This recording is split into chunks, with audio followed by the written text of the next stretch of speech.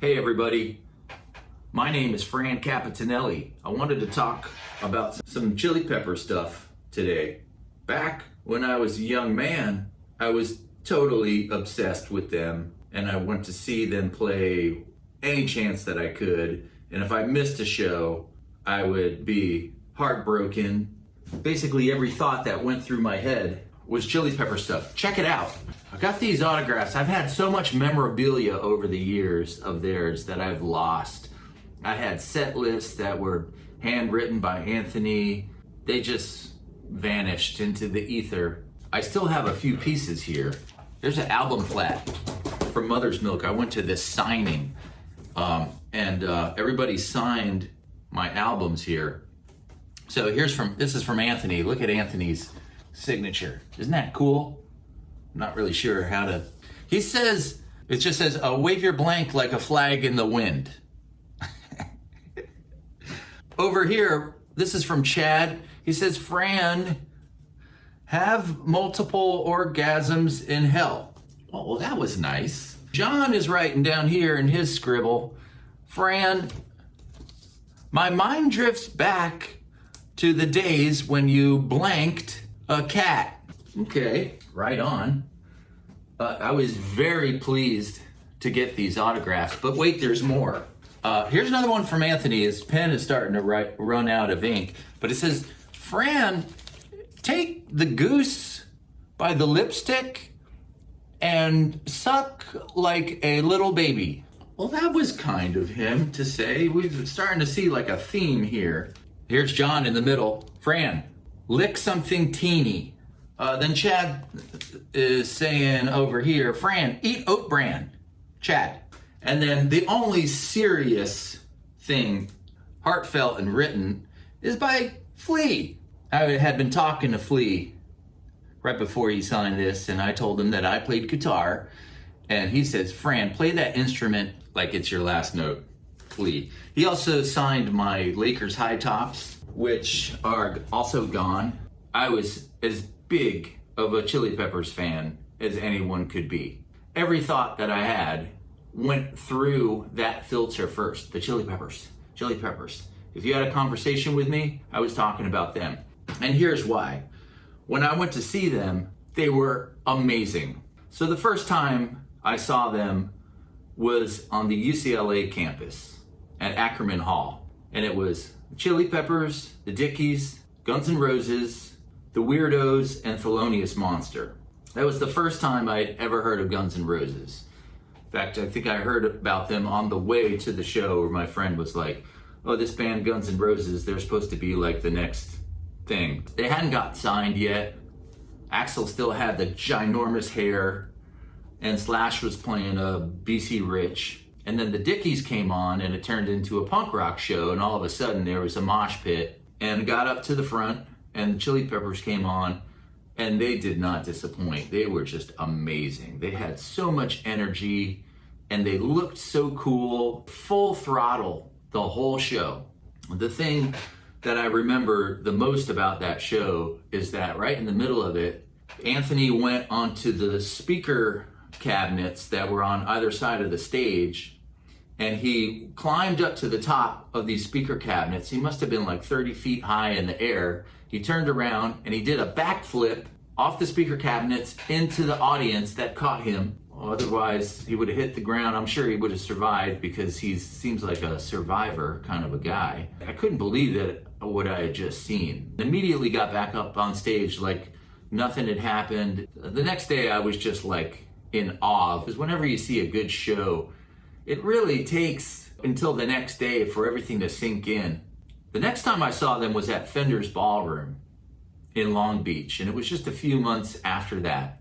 And again, they were just incredible. After that show, I started hearing they were getting rid of Anthony because of his wanton drug use. And I was just like, how do you get rid of Anthony?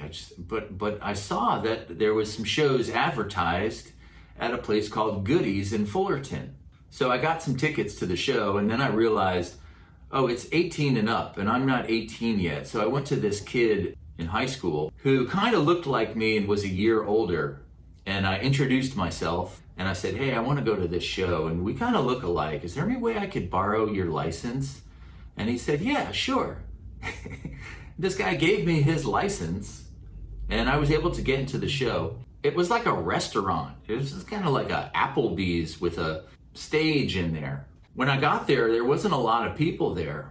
And I could see Flea was sitting in a booth with an older couple. It looked like it could have been his mom and a guy that didn't look like it could be his dad. But I think what I figured out later is that was his stepdad. But I was like, man, there's Flea. He's sitting right there. And he got up and he went to the bathroom. So of course I followed him in there. I waited a couple minutes. So once I got in there, I was like washing my hands, and I could see in the mirror there's a stall open, and there's a guy sitting on the john, and there's a robe hanging from the open stall door on the hook. So I looked around, and it was Flea. He was sitting on the toilet. So I went up to him and I said, hey, Flea, how's it going? And he said, I'm taking a shit. And I was like, cool, right on, man. Looking forward to the show. It ended up they were playing 2 shows that night. They played their first set. They were amazing as always. They always started out with Out in LA, which had a bass solo in it, and they were off and running, and they hit all the stops. Then the second show came, and the place kind of filled up with frat guys. And in between every song, they were yelling Yertle the Turtle, which is the last song on Freaky Styley. And they didn't normally play that song at the time. You could tell like they hadn't played it in a minute, but the crowd like wouldn't let up on them. So finally I remember Anthony was saying, do you want some Turtle? Let's do it. And they went into the song, and that ended up being a song that they kind of closed their shows with from that point on for a long time. And right after that show, I heard, okay, yeah, they got rid of Anthony. He went off to rehab, and they're auditioning these other singers, and I was pretty skeptical of it. But it wasn't too long after that I saw an ad in the paper for another show, and it had Anthony in the picture. So I knew he was back because he was the only one in the advertisement for the show. That was on June 6th, 87. It was at the Variety Arts Center, downtown Los Angeles. I remember that night was the first night I had ever heard of Janesaddiction. We were listening to the record before we went to the show, and I was looking at the album sleeve and seeing all the pictures of the guys in Janesaddiction, and I was looking at Perry. I was like, man, look at this guy. He is a sight. And when we got to the show, and he was there in the lobby with like a crowd of people around him, he looked just like the pictures on the album cover. I was like, wow, there's that guy. This show was probably the best show that I've ever seen in my life. They were glad to be a band. Everyone was cleaned up and at the top of their game. They were wearing these day-glow colors that their bodies and faces were painted with. And the show was just black lights on the stage. So you just saw these like incandescent figures rocking out up there. You couldn't see their actual faces. It was just all the paint. I recently heard a interview with John Frusciante. He was saying that this was his first show, and he was also raving about it, which kind of confirmed my memory of like, yeah, this show that I saw was just amazing. There was no separation between the band and the crowd, and it was just so much energy.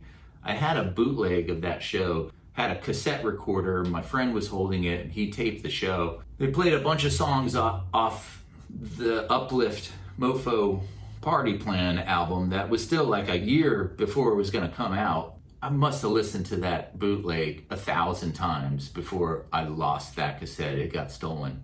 That show kind of became a template for their shows afterwards. They must have like recorded it, because all the shows after that, they would do this like long jam at the end, which would have a funkadelic song in it, Cosmic Slop, and some other things. And they kind of would do that now from now on for years to come.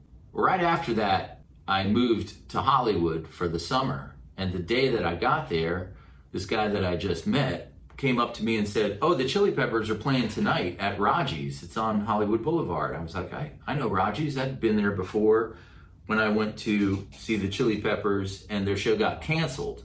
I ended up at Raji's seeing Thelonious Monster, which was like a band that always played with Chili Peppers. They were always opening up. So I went to see them at Raji's, and it was just like a week after this variety arts show. Oh, they were already like exhausted, beat down. Anthony showed up late. He was like all dirty. His hands were all like dirty. Looked like he just changed a tire or something. But he still put on an amazing show. Like little to no stage there. The stage there is like probably like 6 inches. And I was standing right in front of Hillel, and you could just hear his amp, like it was just coming right at me from just a few feet away.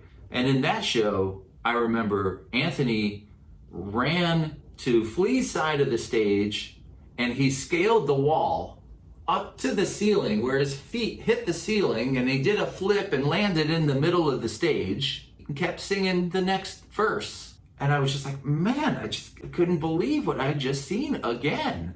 The guy, he ran and scaled the wall and the ceiling, did a flip, and ended up in the middle of the stage. So that summer I was living in Hollywood, and I didn't even realize I was like 2 blocks away from where they lived. Towards the end of the summer, I started seeing shows pop up again. They played at Perkins Palace in Pasadena.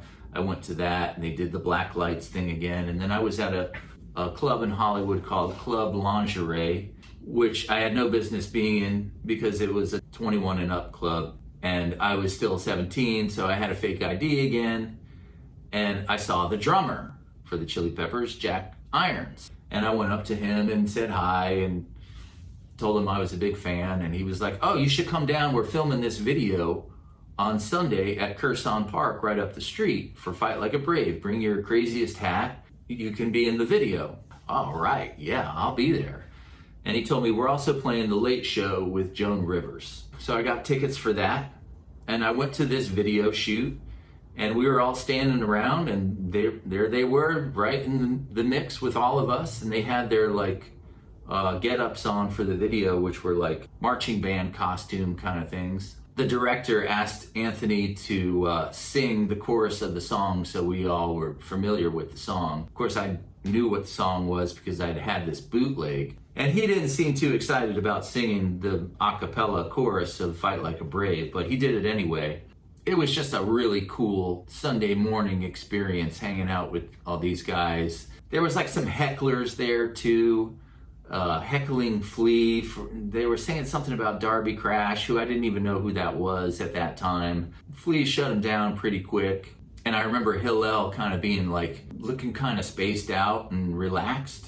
It was a super fun day. I must have marched down this hill 30 times, and I'm in the video for, as you can see, a blip of a second. So then we went to this late show with Joan Rivers, and Joan Rivers was at the tail end of her being on the show. In fact, she was basically not there anymore, and she was having all guest hosts.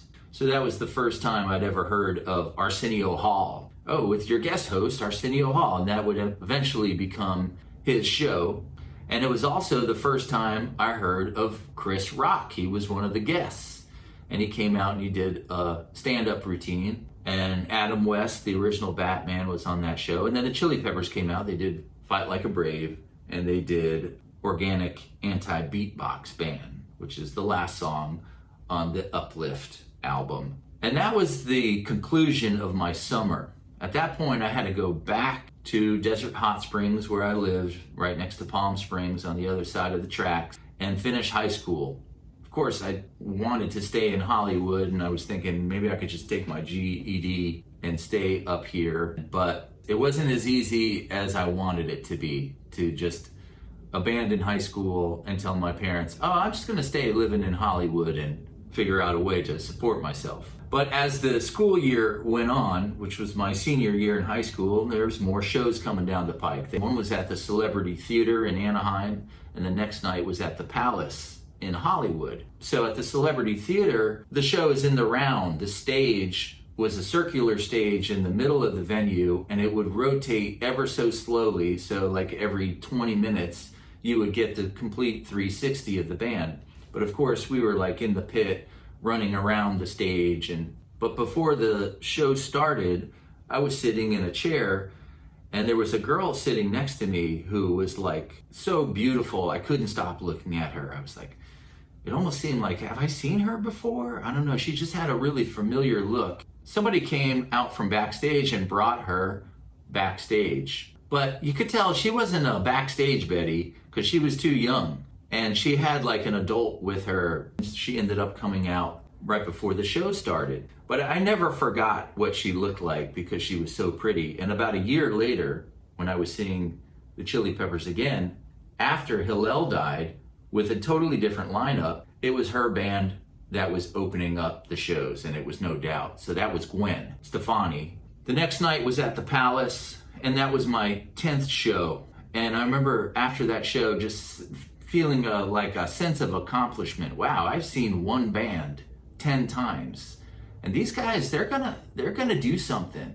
By that point, the Uplift album had come out, and they were steadily on tour. And they came back around towards the end of their tour. Cal State Northridge in a big hall, and at UC Irvine in a big hall there, with Faith No More opening up. At the second night at UC Irvine, I remember Anthony and Ione Skye sitting on the side of the stage watching the opening band, Thelonious Monster, and Anthony was licking a lollipop, and in between licks, he would make out with Ione Skye, and I was like, wow. That was the last show I would see with Hillel. It was just a couple months later, I got the word that Hillel had died. Oh no, my favorite band has lost their guitar player, and I'll never get to see Hillel again, and I might not ever get to see this band again. But luckily they forged ahead, getting new members, and I would eventually see them at the John Anson Ford Theater with John Frusciante, which was his first LA show with them. They came out in these big, puffy superhero costumes. It was great to see them again, but you could tell, like, they're not quite there yet. The chemistry wasn't right. D.H. Pellegro was on drums. He was good, but he didn't quite fit in. So after that, I started hearing grumblings that they were getting a new drummer, but I still saw them a couple more times. One was at the Victoria Theater right after Thanksgiving of that year, 88. And then the next night, Cal State Long Beach. After the Cal State Long Beach show, they got rid of D.H. Pellegro, and I heard they were auditioning drummers. And I was at work one day, and I lived in Fullerton. I was working at a record store that had a Ticketmaster outlet. I remember it was Super Bowl Sunday. During my shift, Gwen Stefani came in with Tony Kanal, the bass player from No Doubt. I went up to help them at the Ticketmaster counter, and they were like, oh, we need 2 tickets for the Chili Peppers tonight at the Roxy. The Chili Peppers are playing tonight? And they were like, yeah, they're auditioning a new drummer. So I snagged myself a couple tickets and went up to the Roxy, and sure enough, they were doing like an audition show for Chad. I mean, they basically given him the job already, but they needed to play a live show to see what it was like, test the waters. They did 4 songs that would end up being on Mother's Milk. And Chad was just freaking amazing. I mean, all their drummers over the years have been amazing, but he was on another level of heaviness that really did something to them in a good way.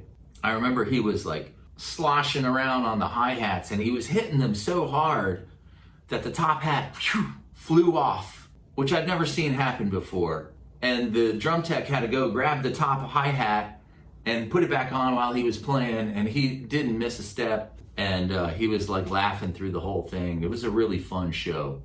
We went to see them in Mexico, in Tijuana, at a place called Iguanas, which was starting to have a bunch of rock shows. Wasn't the easiest place to get to because you had to go across the border and make your way around Tijuana, and it was a fun show, and they were still getting their chemistry together. They're starting to pick up some speed. And shortly after that, the album Mother's Milk came out. Right before it came out, they played at the Palace in Hollywood again with Jane's Addiction, which was a really cool show because I'd never seen those 2 bands play on the same bill. And at this point, Jane's Addiction, they were starting to get pretty big too. The Chili Peppers and Jane's Addiction, they were always like trying to like one-up each other. But those were the 2 bands in town. I mean, of course, Guns N' Roses had become super huge. So right around that time, I heard they were doing a signing. And that's when I got these guys and got to talk to them for a second. And they told me, Flea told me they had just done the video for Higher Ground. And I was like, oh yeah, cool. They're doing the Stevie Wonder song. Of course, that became a huge hit. The day after that signing, they were playing a small place in Riverside called Monopolies, and they took the stage really late because someone came out and said Flea was having stomach problems. Right after that, I saw them at the Ventura Theater, and that was the first time I remember them doing the song Hollywood Africa, which is a Meters cover that they did on Freaky Styley, one of my favorite songs of theirs. And then the next night was at the Hollywood Palladium, which was their CD release show, and you could tell they were totally stoked. You knew they wanted to play there because they grew up in Hollywood, and that was like the place in Hollywood to play. They had sold it out, and there was a big spread in the LA Times. They were the pride of the city. They went on this tour for Mothersmilk, and when they got back, they played at the Long Beach Arena. So I was like, wow, moving up to arenas. Now they'd cut the arena in half, so it was only half capacity, but they had all the lights on. They were filming the show to put out on VHS. Anthony was on a cane. He had sprained his ankle, so it wasn't as full bore as the shows had been. And then they did another Palladium show that was unannounced, and then they played the Greek Theater, which was a big step up. Now the Greek Theater holds like, I don't know, 8,000 to 10,000. It's where pretty big acts play. And after that show was done, I was thinking like, they're slipping away. There's gonna come a point now where I'm not gonna get to see them. They disappeared for a minute to record bloodsugarsexmagick. During that time, they played another show at the Palladium with the Beastie Boys and Janesaddiction, I believe. I think maybe Janesaddiction, that was the time before at the Palladium. So they played with the Beastie Boys, and they just did a handful of songs off of bloodsugarsexmagick, and I was like, whoa. They've really hit their stride. That album, of course, blew up, and they went into a whole nother realm. Right before that album came out, Flea and John had this like punk band. They came down to the desert, and I saw them in Palm Springs in a club, and they were just playing like Black Flag songs, and Angelo from Fishbone was singing for them.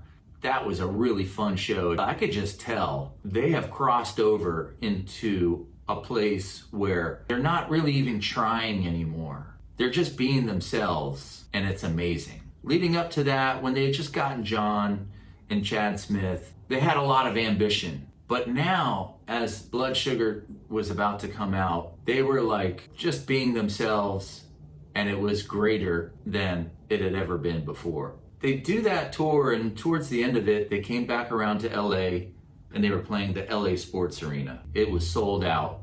Nirvana was opening, and Pearl Jam. Nirvana was in the middle, and Nevermind, the album, was at #1, and Blood Sugar was at #3 on the album charts.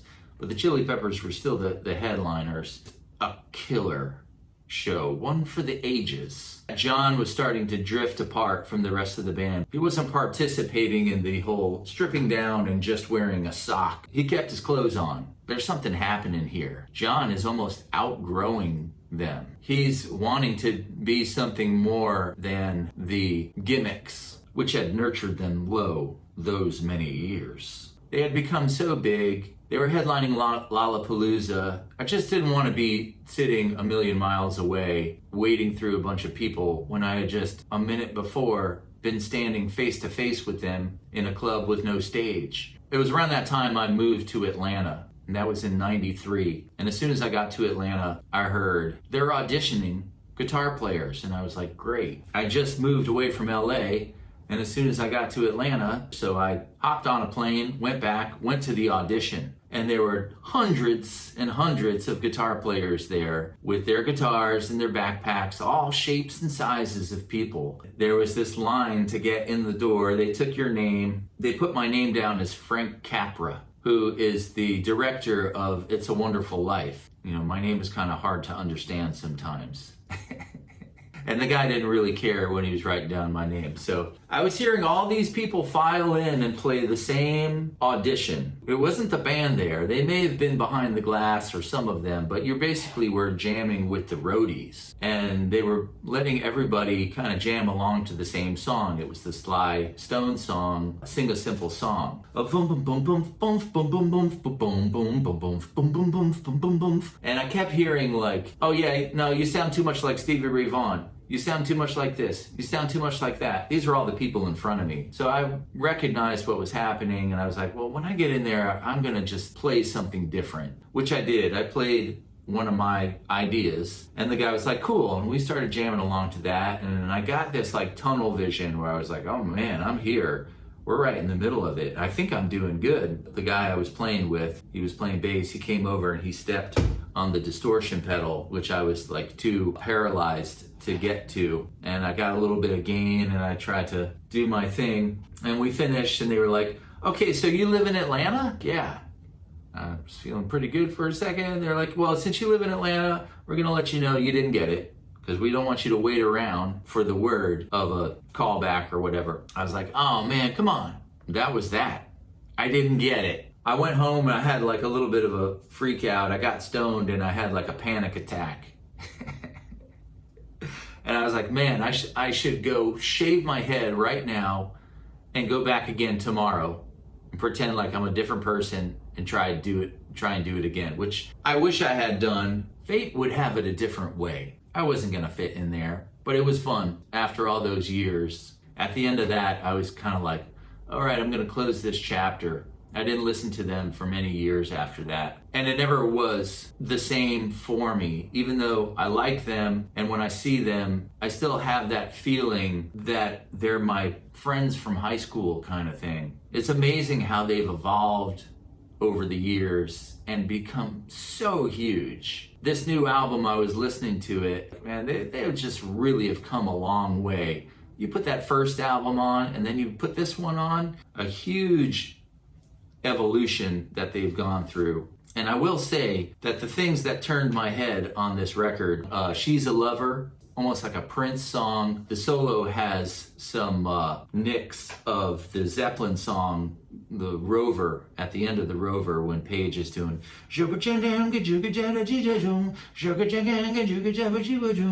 One Way Traffic has got a killer bass solo at the end of it. He tears it up. The song Heavy Wing has some different things going on there that I haven't heard them do before. That's my story of seeing 27 Chili Peppers shows.